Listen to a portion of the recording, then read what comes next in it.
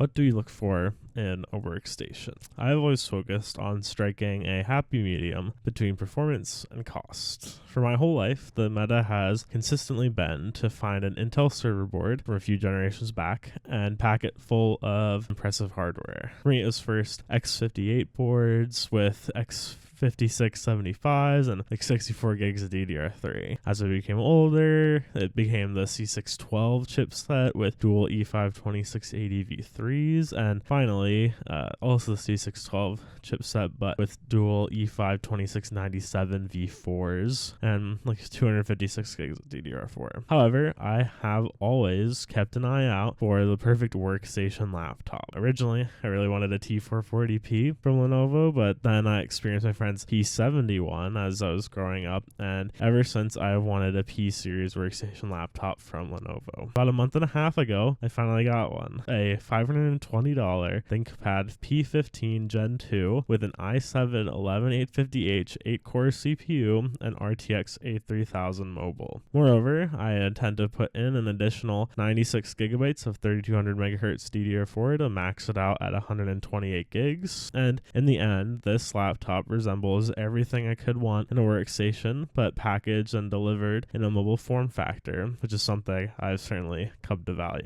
My only complaint with the device, as we will soon get to, is the durability. Lenovo has been executing a series of cost-cutting measures over the last while. People would argue since they acquired the ThinkPad line from IBM, and it's really kind of starting to catch up to them, and it shows in this device. Key points.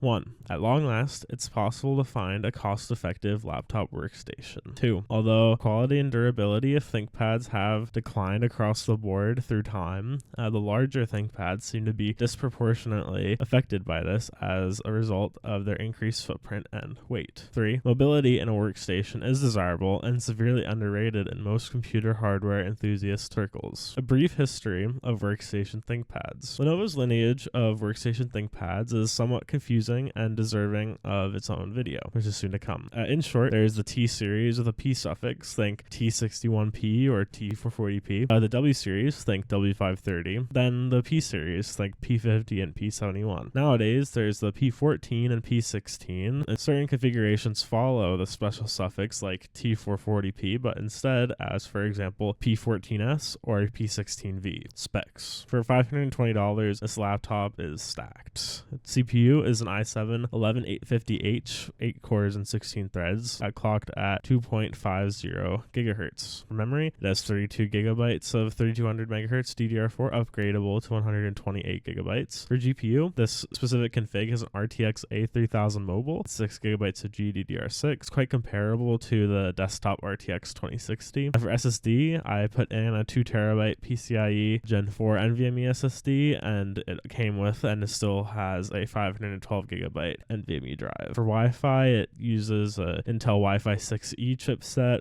so that's AX210, 2x2 AX vPro, and Bluetooth 5.1. For display, it has a glass 15.6 inch 3840 by 2160 4K 60 Hz UHD OLED with HDR 500 certification. For webcam, it has a 720p HD IR camera with dual mic array and a ThinkShutter to block the camera. For ports, it has two USB-A 3.2 Gen 2s, one HDMI port, a 3.5mm headphone jack for 1/8 inch TRS connectors, an SD card slot, two Thunderbolt 4 ports, one USB-C port, one Ethernet RJ45 jack, a ThinkPad slim tip charging port, and a nano SIM slot. Now for the review.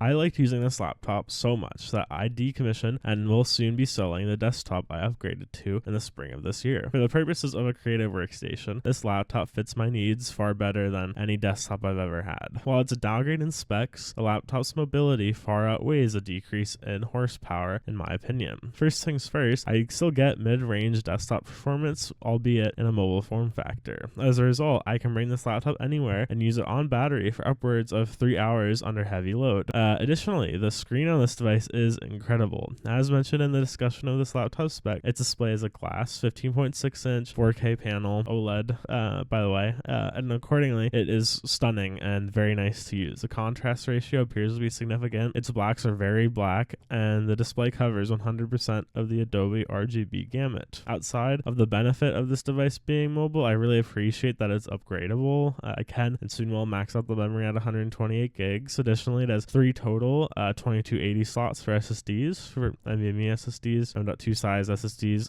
That's another useful feature in my opinion. Beyond that, this device has 2 Thunderbolt 4 ports, which do allow for further upgrades, whether it be external SSDs or external drives for that matter, or docking stations, or even external GPUs. In the end, this device is not only performant, but it's also portable, upgradable, and now available for a great price on various used marketplaces. The only issue that I take with this device is that it feels quite fragile. Now for the hardware design review. The chief complaint I have about the design of this device is its poor build quality. Due to Lenovo's pervasive and universal cost cutting, the P15 Gen 2 feels too delicate to be a laptop that weighs over 6 pounds. I have held heavier ThinkPads than this, but this feels most delicate by far. Accordingly, I now have an entire briefcase dedicated solely to protecting this laptop whenever I move it. Furthermore, I have wanted this type of ThinkPad for so long that now that I have one, I will do pretty much anything necessary to make sure nothing bad happens to it. Its glass screen worries me further because this type of glass is far more prone to cracking than the standard matte plastic most ThinkPads feature on their displays. I will also note that this display is touchscreen, but not with your finger. It's specifically for use with a stylus. While this P15 certainly does not feel like any of those horrible HP workstation laptops with chintzy plastic, the gap does appear to be closing between the two.